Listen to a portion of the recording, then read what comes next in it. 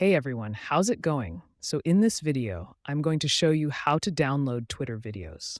So without any further delays, let's get into it. Right now, I am on X, and we are going to download this video from Twitter. So right-click on the mouse and click on Copy Video Address.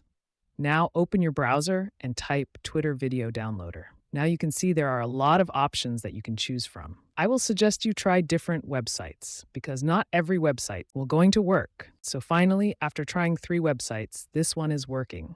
I'm going to add the link of this website in the description. You can check it out now. Just paste the link and click on Download and click on Download HD.